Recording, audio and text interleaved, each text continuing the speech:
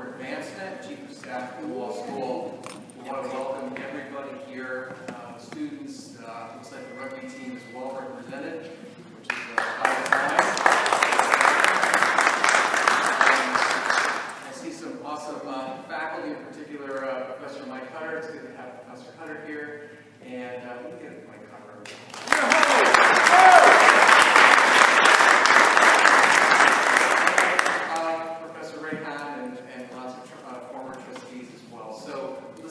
My whole purpose here is to thank all of you for your support of this amazing scholarship. And you're going to hear so much about John DeMatteo today. We're going to let Bill do all that. And my other big thing is to just simply say thank you to Bill Poulos, class of 1980. This guy has been an amazing, I mean, you are a hero to us here. I would hire you as a major gift officer tomorrow. You wanted to do that. I'm available. He has done this with such grace and just such skill. He has made all of us extremely proud. And we really do appreciate this. On behalf of the law school, and Dean will be here in a little while, but on behalf of the law school, thank you. Thanks to everyone who's contributed to the scholarship. We've already awarded it, I understand. Yes. And we'll do that by definition in perpetuity. And you are lawyers and you know what perpetuity means, right? It's forever. And so it's going to be something that a student is going to benefit from forever. And that means we'll remember DeMatteo forever. So thank you, Bill, and on with the show. Thanks to everyone for coming.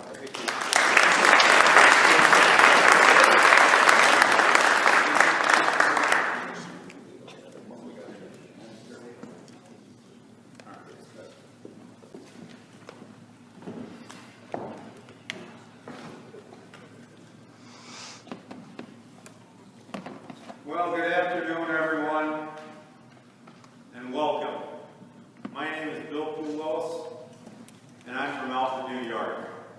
I'm a proud member of the Albany Law School class of 1980. I'm here today to celebrate the John P. DeMatteo Memorial Scholarship with you right here at Albany Law School. Thank you all for coming out on this beautiful day. With us here are John's namesake, John DeMatteo Jr., and John's grandchildren, Nicholas and Jake, together with Jake's wife, Jenna, great-grandchildren, Leah and Lena, along with John's cousin, Carol Ann Kelly, and husband, Jim. John.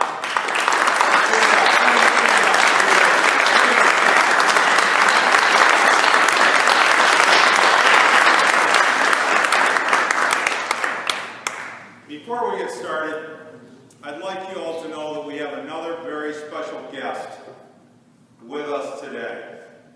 One of John DeMatteo's closest friends on the law school staff. An extremely special woman in her own right, who, just like our dean, who we expect here in a few minutes, coming from the Board of Trustees meeting, has been featured with a piece in the Albany Times-Union newspaper, and who, just like our honoree John DeMatteo, served 33 years, loyal years, on the law school staff, and who, at the young age of 102, decided that she could make it here today with her son, the Honorable Anthony Carbonello. I'm privileged and I'm honored to introduce Mrs. Jenny Carbonello. Why don't we have Jenny stand up? A round of applause. There you go.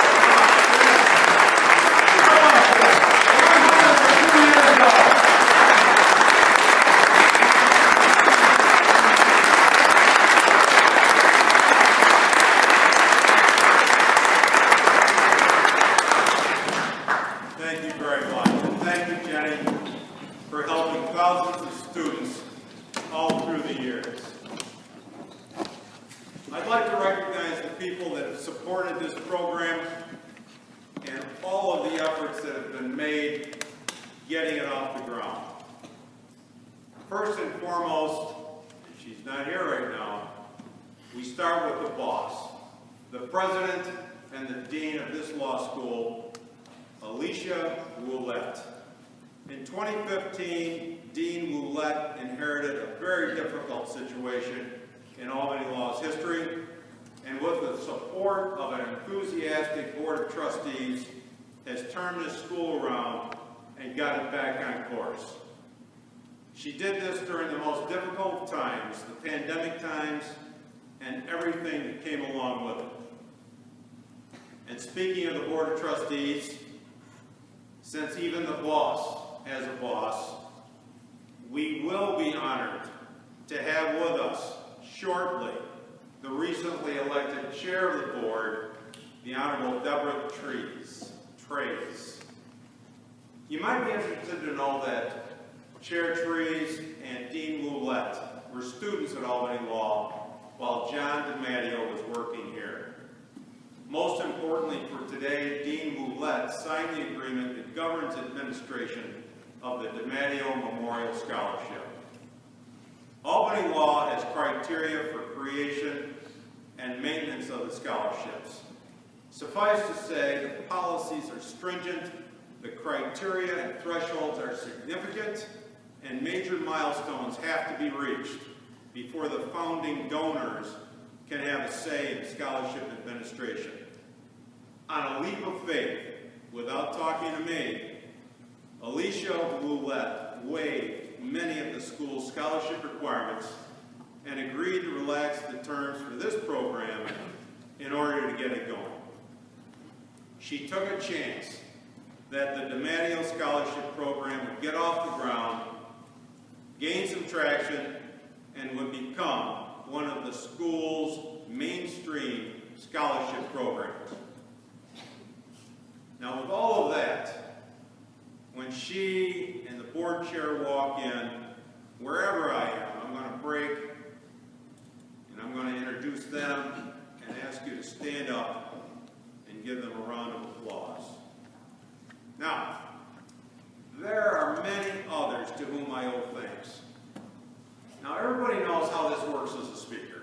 You put the list together, you hope you've covered everyone, and I hope I have. But I might miss someone, and if I have, I'll buy you a drink down at the courtyard, and later on, maybe across the street to recovery room. Please, let me get through the list, and then we can give them all a rousing round of applause. First, Frank Willie, class of 1978, my teammate, Albany Law rugby player, world-class businessman, Albany Law School major philanthropist and benefactor, and the principal donor to this program. Next, and he's not here, and I really want to get on his case a little bit. Jane Taggart, class of 1984, my teammate, Albany Law rugby player, former chair of the Board of Trustees, Albany Law School philanthropist and benefactor par excellence, a graduate of the Rugby House, where I lived with a couple of my roommates right over there at 579 Providence Street. Lifelong friend, and as I've read in the recent Super Lawyers magazine, the Beyonce of the Capital District legal world. Next, to both David Jaden, Major Gifts Officer at Albany Law School, for his gentle guidance and encouragement for 3 years, and for his advocacy inside the law school for this program, and particularly to the fellow that was just up here, Dr. Jeffrey Shantz, PhD, the Chief of Institutional Development here at Albany Law School, by helping me in ways I probably don't know to follow through with my dream of honoring Dad. without both of whom it's likely I would not be standing here today. Next, and I see him, Jeff Siebert, one of our greeters today, the Albany Law School alumni and special events coordinator, and his staff, who began helping me when this program began.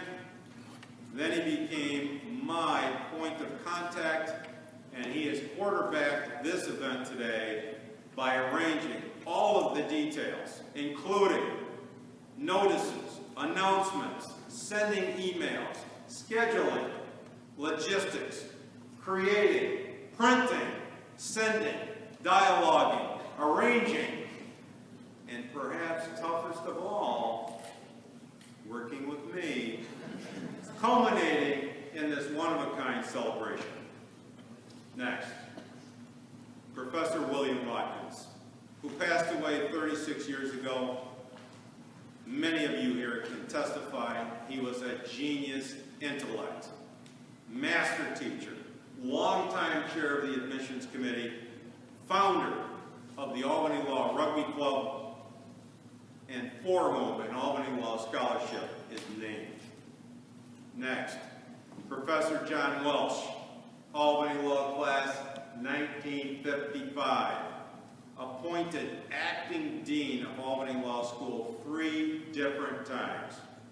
Longtime member of the admissions committee, tough as nails, recipient of the Board of Trustees Gold Medal, 50 years at Albany Law School as a student, as a professor, and dean, good friend and executor of Professor Watkins' estate, now in his 90s, living near his alma mater of Notre Dame University out near South Bend, Indiana, and for whom an Albany Law Scholarship is named. Next, former registrar, Ms. Helen Wilkinson, and her colleague, Mrs. Jenny Carpinello, who, among other things, were responsible for processing and signing the checks for all of the student maintenance workers. Ms. Wilkinson, for whom the Memorial Student Assistant Fund is named, and Jenny Carpinello, being called by the Times Union the mom of Albany Law School. Next, the Honorable Christopher Quinn of Nassau County, Long Island, class of 1980, the first Albany Law student that I ever drank beer with. My classmate, workmate, roommate, and teammate who introduced me to John DeMatteo 45 years ago in 1977. Judge Quinn, hoping to keep the catcalls from the audience to a minimum.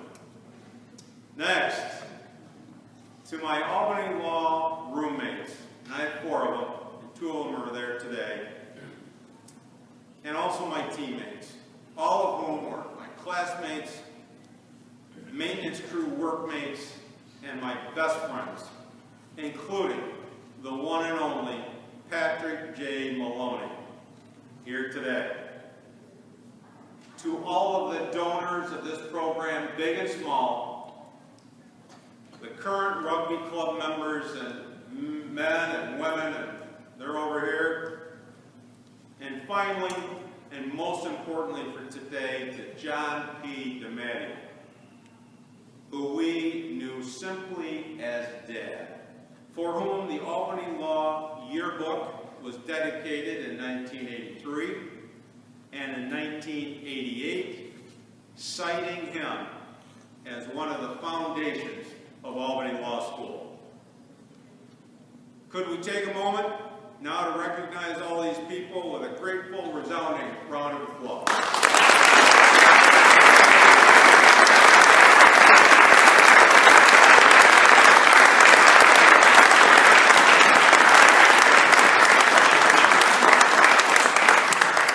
Thank you very much.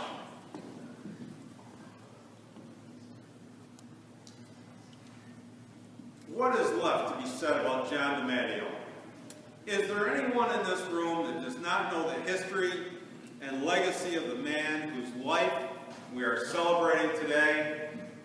Well, using military parlance, for many years he was the maintenance chief right here. I refer to the military, of course, as John DeMatteo was a U.S. Army fighting infantryman, 4-time Bronze Service Star recipient, honored for his valor as a member of the Korean War, frozen Chosin, something that he kept from all of us his entire life. Today, our military is represented by my high school teammate, retired 42-year U.S. Navy captain and professional engineer, Evan Love of Niskayuna. Captain Love created and designed the military honor shadow box display that we all saw on the table as we walked in today as a gift to the DeMatteo family. He is sitting with his high school swim team co-captain, my brother Robert Poulos. Please, both of you and any other veterans in this audience, please stand and be recognized.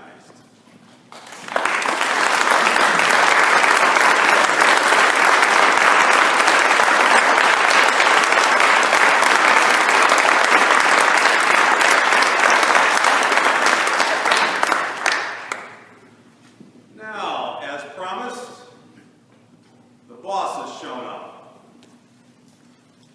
Alicia Roulette, why don't you come up and take one of these chairs, Dean Roulette, and I'll finish my introduction for you, and we'll wait for the board chair, who you'll have to introduce me to. But picking up where I last left off, on a leap of faith, Dean Roulette waived many of the school's scholarship requirements and agreed to relax the terms of this program to get it going. And you heard about her yeoman service over the years to this place. And with all of that, and upon the announcement of her pending retirement as dean this next academic year, and to salute Board Chair Trays as well, I ask you to join me in a standing ovation for both of them.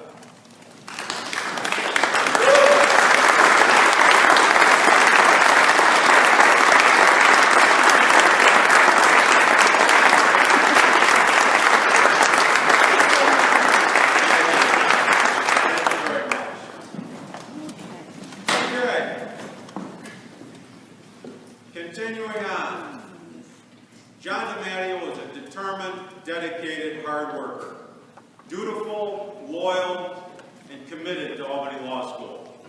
The man was always here. According to John Jr., Albany Law School was the lifeblood that ran through his veins.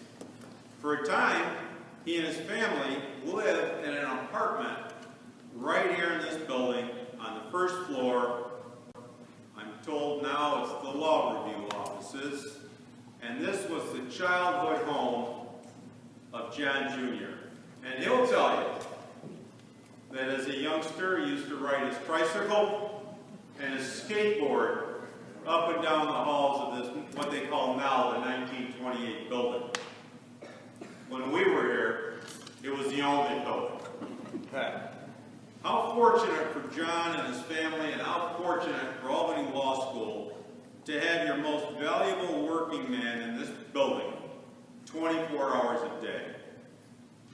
Naturally, over the years that changed and John's family moved to the village of Rotterdam, but Dad's hours working at the law school did not change. He always seemed to be around.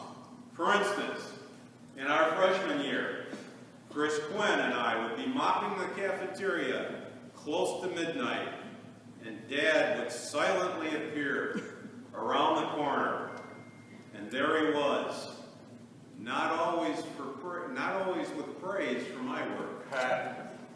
For instance, he had a lot of fun giving me, not Quinn, but me, a hard time with remarks such as, "Where did you learn to mop? In the Navy? You're a terrible worker. I don't know why I hired you. I think I'm going to fire you." And fire me he did. 4 or 5 times my first year. Twice I thought he was serious. The first time, of course. And then there was the aftermath of the 1978 Saturday night St. Pat's party right here in the gym, where Mr. Quinn and myself set up a social corner and introduced many people to a new type of refreshment called Wapatula, made with moonshine and mixed up in one of the school's 33-gallon garbage cans on wheels. Politely stated, there were several locations in this school that were an after-party mess. Unfortunately, Quinn and I were both no-shows for the cleanup that began just hours early Sunday morning. Our penance to Dad for reinstatement included time in what we knew as the main entrance vestibule down those stairs by cleaning every little window, and there were hundreds of them, both sides, no streaks.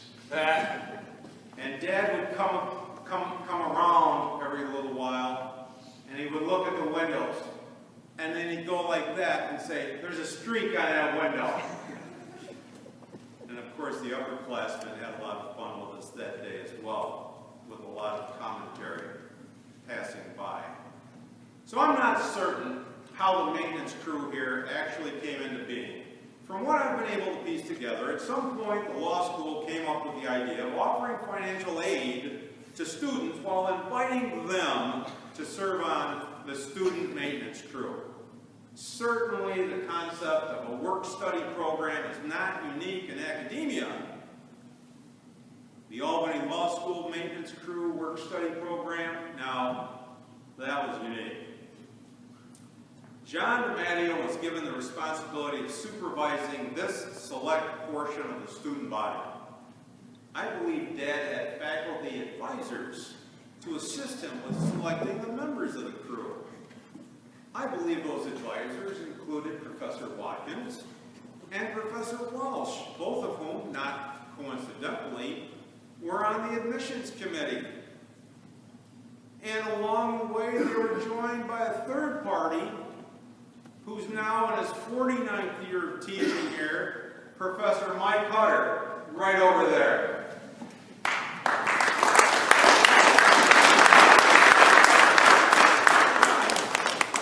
Those guys were in charge of who got into this place. And you could not walk the halls without feeling the presence of Professor Watkins, Professor Welsh, and certainly John DeMatteo, whether they were physically present in the building or not. They had the willing cooperation of Miss Wilkinson, whose behind-the-scenes role was much more powerful than most people knew. Gaining appointment to the maintenance crew was also somewhat of a mystery. Seemingly, there were some legacy positions passed down from graduating seniors to younger students. A recommendation from Dad usually started the process, and as far as I knew, the recommendation needed the approval of, or at least the acquiescence of, Miss Wilkinson. Professor Watkins and Welsh had a handle on the history of each student and had ready access to the student body records. I believe Professor Watkins conferred regularly with Dad with respect to the maintenance crew composition and made personnel suggestions. Now, where these meetings were held and when these meetings were held, I never had a clue. Perhaps not surprisingly, a good part of the maintenance crew, at least in our time, was comprised of law school rugby players. But not all. Many students, like the very famous Richard Parsons, have testified publicly that they mopped the floors here at the law school. And of course, there were other maintenance duties other than the dirty work of sweeping and mopping. For instance, dusting the stacks, the shelves in the library with a feather duster, watching the parking lot for violators, and the cake of cake jobs, wiping down the water fountains. Is anyone surprised that our man Jim Hacker had the water fountain job? The cleanup crews began their happy work either at 7 in the morning, Monday through Friday, or 11 o'clock at night, Sunday through Thursday. On Friday night, the nighttime guys began at 7 o'clock after the school happy hour, which was held weekly in the courtyard, or in the East Wing.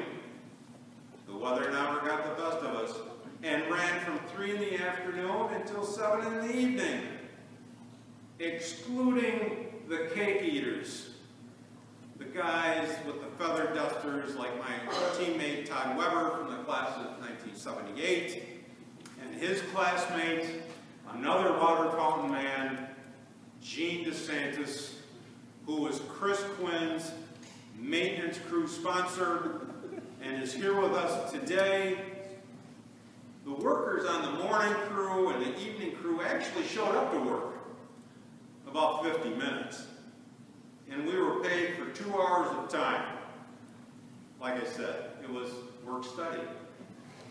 There was a certain amount of pride each student had being a member of the crew. Some of us referred to our maintenance crew appointments as DeMatteo scholarships. We knew the place would not look good without us. That pride was instilled in us by John DeMatteo, our boss. He set the example. It required a measure of discipline as a law student to show up every day to clean the school, and it engendered a good deal of camaraderie. We had some fun as well. That camaraderie and that esprit de corps was fostered by John DeMatteo, who simply referred to himself as Dad. The sobriquet of Dad was very familiar, as used in the, you know who's watching you do your work today?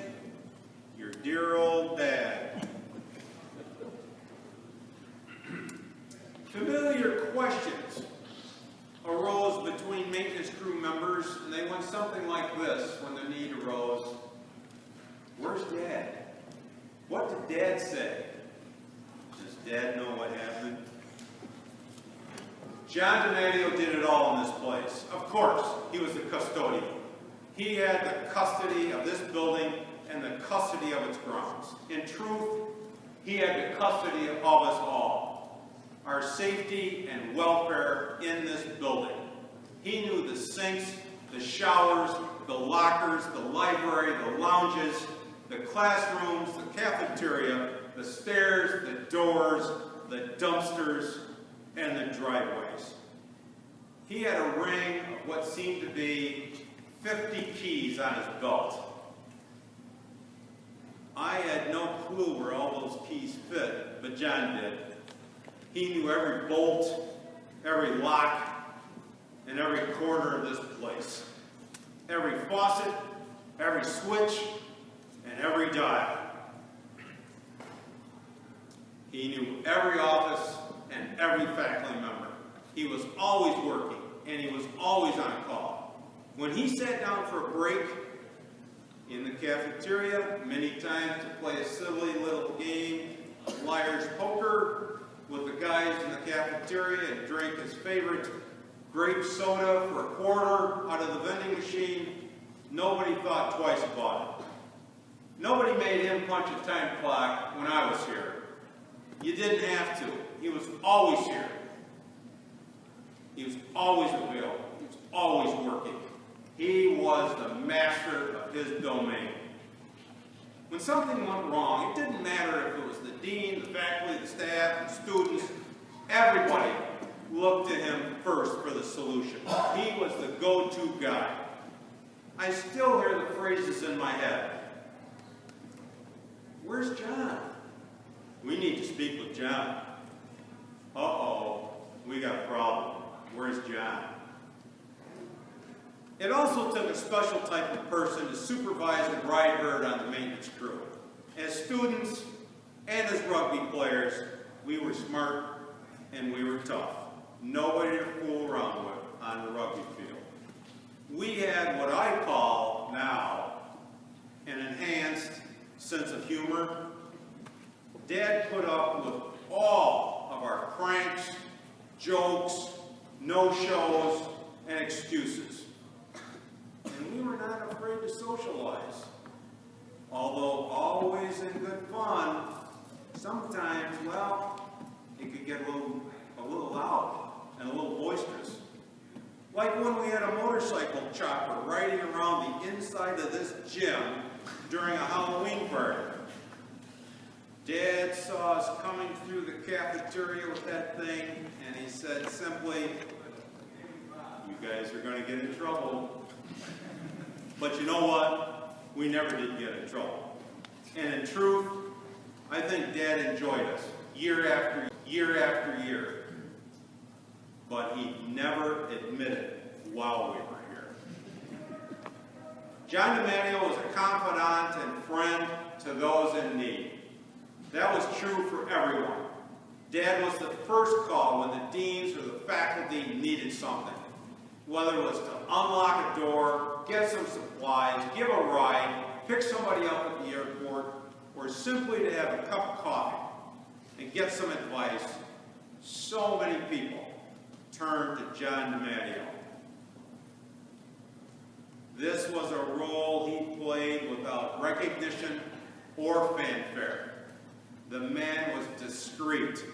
He would not talk about what he saw, and he would not talk about what he did for anyone. But everyone knew John DeMatteo was the man. Although as students we thought we were under so much stress and we were having such a terrible, difficult time in law school, Dad knew better. He'd seen the worst, and he survived the worst. He knew what hell looked like. In his own way, he tried to show us all the way with camaraderie, humor, leadership, and joy to be, the joy of life.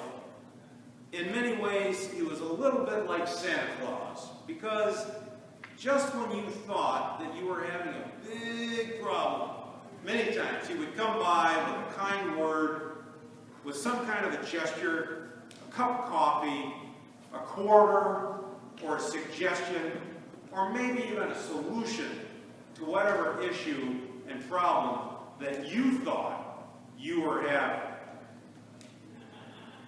Essentially, John DeMatteo was a version of what we would now call the student affairs and wellness departments well before they came into existence here.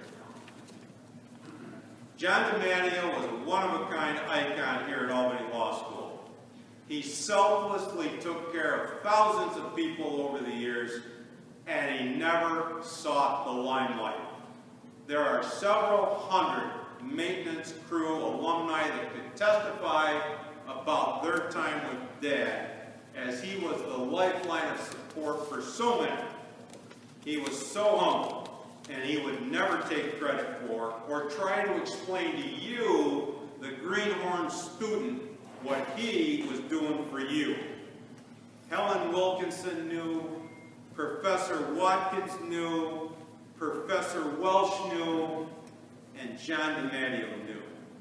They knew that Dad's family sacrificed for his service to this school. They knew that he was loyal, dutiful, durable, trustworthy, hardworking, and never quit. Those were the qualities of John DeMatteo. And now, you know. That's why we're here today. As everyone has gone on and become who we are and gone on with our careers, it was John DeMatteo that kept this place going, kept the lights on, kept the place clean.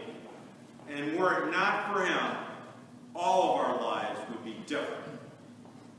Ms. Wilkinson has the Emergency Scholarship Fund so appropriately named for her. Professor Watkins has a memorial scholarship. Professor Welsh has a scholarship in his honor. And now their trusted friend, John DeMatteo, the beating heart of this law school, now has a memorial scholarship in his name. As long as Albany Law School exists, this scholarship will ensure his legacy.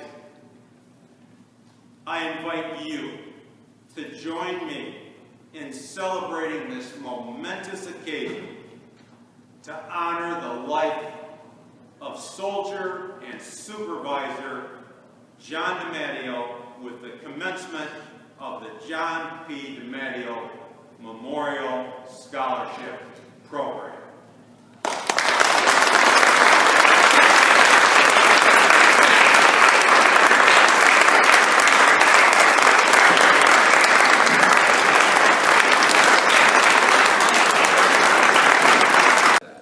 And I don't know anything about what he said about the social corner in St. Patty's Day, 1978. It never happened. Bill said some very impressive things about Professor Watkins, Professor Welsh, Professor Hutter, Helen Wilkinson. I can say to you folks over there, I got into law school probably because of Professor Watkins, because I was a college athlete. I got a job on the crew because Gene recruited me to play basketball, I think. And I had that job at basketball before I even stepped foot on the campus. But those individuals shaped all of us, I believe, shaped our lives, and I personally probably would have graduated if it hadn't been for them and my roommates here. Did we cause some issues and problems? Yes, we did. Bill put out certain things about working 40 minutes and getting paid for 2 hours. When he put it out the first time, I said, Bill, that's, theft of services, so please, be careful about what you're putting out to everybody. And he says, oh, statute of limitations is long gone. I can safely say that I have a picture with Bill and John in the kitchen at your house, John, and to his last days, the last time I saw him in the kitchen, he was still trying to cheat me out of Liar's Poker money, with the dollars. So the best thing happened to me getting here was John DeMatteo. I do have one objection to something that Dr. Shantz said. I don't think there's anyone in this room that knows Bill Poulos would ever be used the word grace. So he said grace and skill, maybe some skill, but absolutely no grace.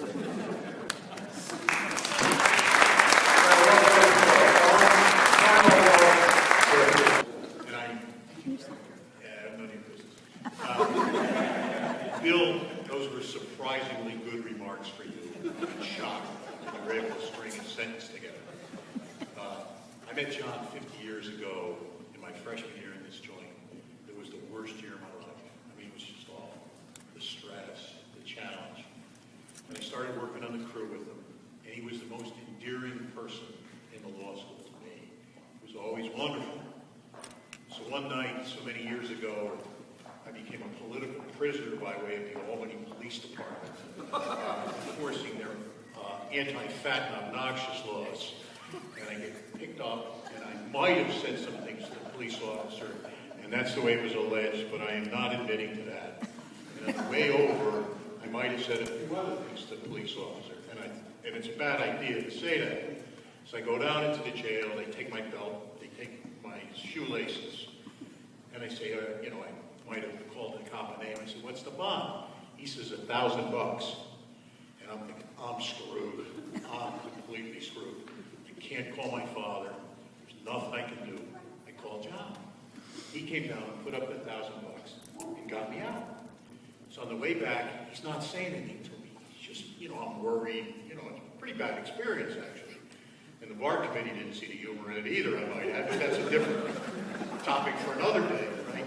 So I'm coming back, doesn't say anything. Nothing. Just go back. Comes up. Couldn't be nicer. Next morning, I get to go to work, and he says, "Kid, come here." He says, "You're a moron." Right? So now, it's graduation day. I bring my father, my mother, my 2 sisters over, and I say, "This is John DeMatteo. He's the guy who got me out of jail. He got me through law school." My father and him start talking.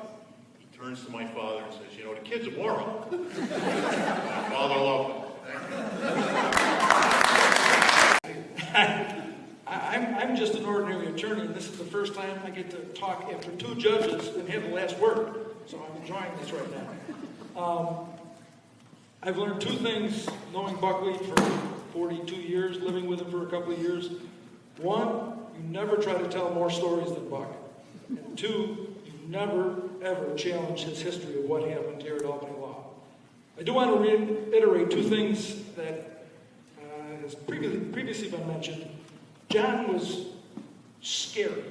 I mean, he was like omnipotent. I don't know that they had video surveillance, but if you screwed up at midnight, 6 o'clock the next morning, he knew exactly what happened, exactly what you did, and exactly how it had to be fixed, which always happened.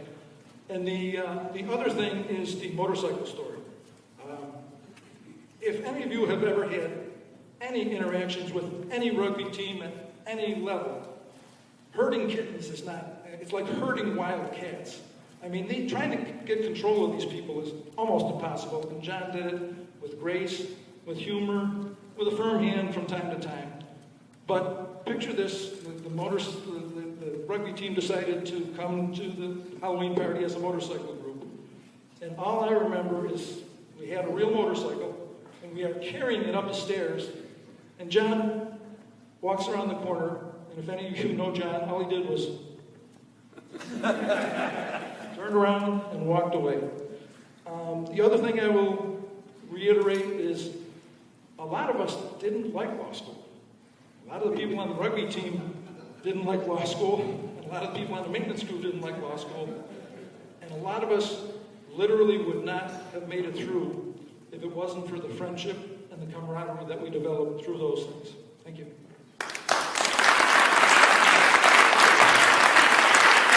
John, I did not know who he was in 1970. I was here to take the bar exam in July of 1970, sitting in the East Wing, and I had this young woman staring at me. I said, "What are you staring at me for?" I was getting really nervous. Through the first morning, she kept on staring. And then we had the break. I then saw her go to another man. And then she came over to me. And it was Jenny Carpinello, who was proctoring. And she said, "You're not an Albany Law graduate, are you?" I said, "No." She said, "Well, he says it's okay for you to sit here." When I moved here to Albany, moving into my office, John helped me set up my office. And I was unpacking it. I had a picture of my dad, who was a Marine Corps fighter pilot. With his Marine Corps helmet back then, that little leather hat that they wore in World War II. And he asked me, "Your dad in the service?" I said, "Yeah." And I said, "Is he combat?" I said, "Yeah, World War II in Korea." And John then said, "We'll get along well." I didn't know what he meant. And then my dad was up a couple years later, and John saw him, and he came over and said, "Do you mind if I talk with your dad?" I said, "Sure, not a problem." So about a half hour later, our father comes back, and this is John. John is the most earnest man, most modest man. And he said, "This man survived Chosin." I said, "What do you mean?" He said, "Well, my dad was flying Corsairs, the Marines were flying support, while the Army remnants. And John had the battalion, I think he was a battalion of about 500 men. There were 5 Army men left. They had come down Chosin, and John fought his way through. He was such a battler that Chesney Puller, the most decorated Marine in Marine Corps history, went up to John and said, "I want to give you a battlefield promotion." And John said, "I'm not in the Marines." And Chesney said, "I don't give a damn." John was amazing. 4 Bronze Stars. And you never knew it. I never knew it. fact that he survived is the measure of the man. And I think that's why, part of it, why he was so devoted to this law school, so devoted to the students, so devoted to the faculty, trustees. It was one big family. And I think John realized when he survived Chosin, he had a mission. And that mission was to serve others. And I think it's absolutely spectacular, Bill, what you've done to keep his memory alive. And I think it will stay forever. Thank you, Professor Mike.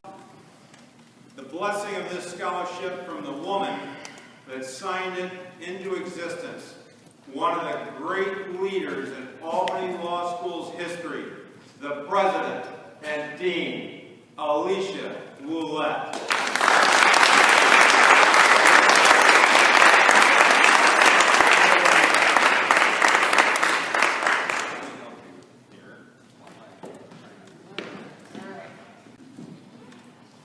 Thank you both. I don't think there's anyone in the world who has more passion for three things: Albany Law School, rugby, and John DeMatteo than this man, Bill Poulos. This is an incredible effort and an incredible thing you've done. Thank you.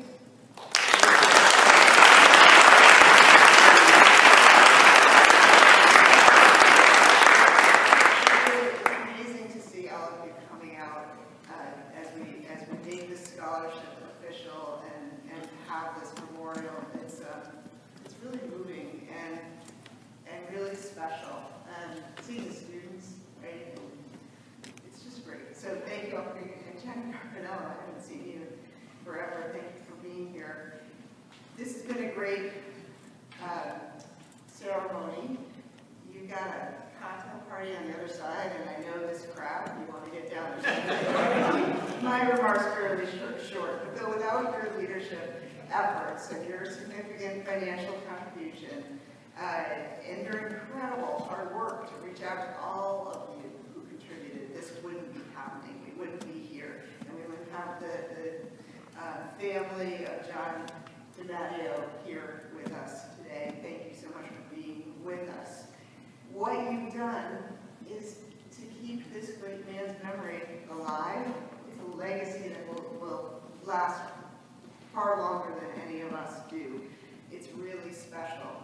Albany Law School and the students who receive the scholarship will be impacted by John DeMatteo even 27, 30, 50, 100 years later. The hard work and dedication and loyalty that he instilled in so many of you will be part of our school. Of course, minus the actual physical labor. We're not going to make the scholarship recipients clean water fountains. We don't do that anymore. Some things have changed. Right? Don't worry, the water fountains was not too tough.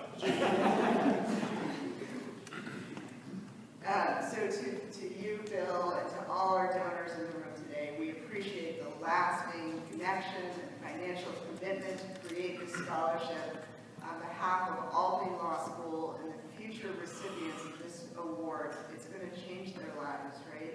Our gratitude goes out to all of you. Thank you, thank you, thank you.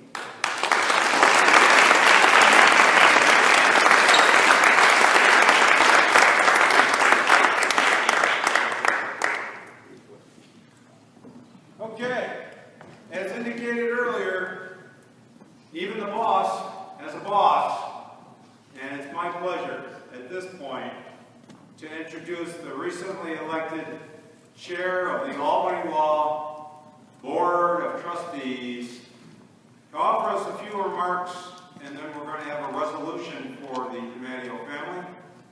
The Honorable Deborah Trees.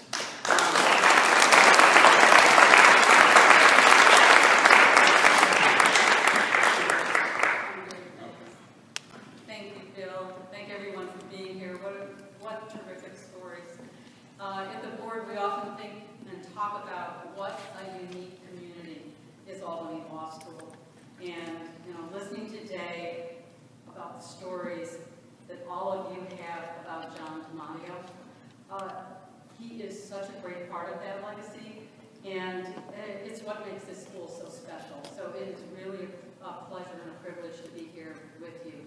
I have a small John DeMatteo story, which was I was a basketball player for 3 years, and I don't think John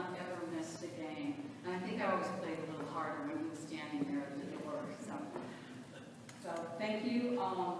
It's my great pleasure to tell you that this afternoon, the Board of Trustees of Albany Law School passed a resolution honoring John DeMatteo and his service to the school, how important he was to this community, and honoring the scholarship that Bill and others have worked so hard to establish.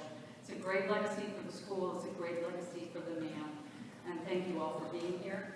And I'm going to present that, it's too far down. I'm going to read the resolution first. Okay. Okay? You want me to come down? Yeah. Okay. And then, just as soon as I finish, we'll have you and the team and the Okay. Okay? You can't read me. All right, my friends. As indicated by the boss, the Albany Law School Board of Trustees has created a resolution in favor of the DeMatteo family for presentation today, and I've been elected to read it. Presentation today, and I've been elected to read it. I'll do my best. And here we go. Whereas Albany Law School employed John P. DeMatteo from February 1, 1963 until his retirement on March 31, 1996. And whereas John P. DeMatteo proudly and passionately served Albany Law School's maintenance department for 33 years, becoming a one-of-a-kind icon responsible for maintenance of Albany Law School's 1928 building. This one right here. And whereas Albany Law School named the DeMatteo Gymnasium for him in December of 1989, thereby memorializing his historic connection to one of the school's most utilized and valued spaces. And whereas John P. DeMatteo supervised the Albany Law School DeMatteo Scholars, a group of students comprised of rugby players as well as 2L and 3L students that work to maintain their proud alma mater by wiping water fountains, sweeping and mopping floors, cleaning windows, fixing broken items, being parking lot attendants, and most of all, creating that bond that will never be forgotten. And whereas, over the years, the sobriquet of Dad was coined because of John's demand for his crew's respect in their work, installing remarkable loyalty and respect by serving as a hardworking role model, often showing up at odd hours without notice to be sure this building was maintained and the workers were hard at work. And whereas John P. DeMatteo went the extra mile for all the people of Albany Law School, especially providing hundreds of hours of support for faculty and staff, helping them with their work and personal needs. To be sure, this community was built on friendships, loyalty, and honor. And whereas the friendship of Professor William the Watt Watkins, Miss Helen Wilkinson, and Mrs. Jenny Carpinello, together with John P. DeMatteo, provided exceptional experiences helping students to succeed at Albany Law School and become the remarkable individuals they are today. And whereas John P. DeMatteo was a 7-year veteran of the United States Army who earned a Bronze Service Star after serving in the Korean War, where he was tracked as one of the frozen Chosin, thereafter saving lives in combat, becoming a war hero, decorated for his bravery and valor. And whereas John P. DeMatteo was a proud husband and a proud father, very loyal, very protective, very proud of his family, especially his wife Bernie and his 2 sons, Evan and John Jr., incorporating them as part of the Albany Law School history. And whereas, and I didn't write this paragraph, in his memory, Bill Bulos, class of 1980, through his unprecedented respect for John P. DeMatteo, established in the year 2021, through personal funds and raised funds from alumni and friends a new scholarship in his honor named the John DeMatteo Memorial Scholarship, awarded yearly to a male or female rugby player or a male or female United States Armed Forces veteran. And we have, going off book for a minute, the first recipient of the DeMatteo Scholarship. Stand up. Hey,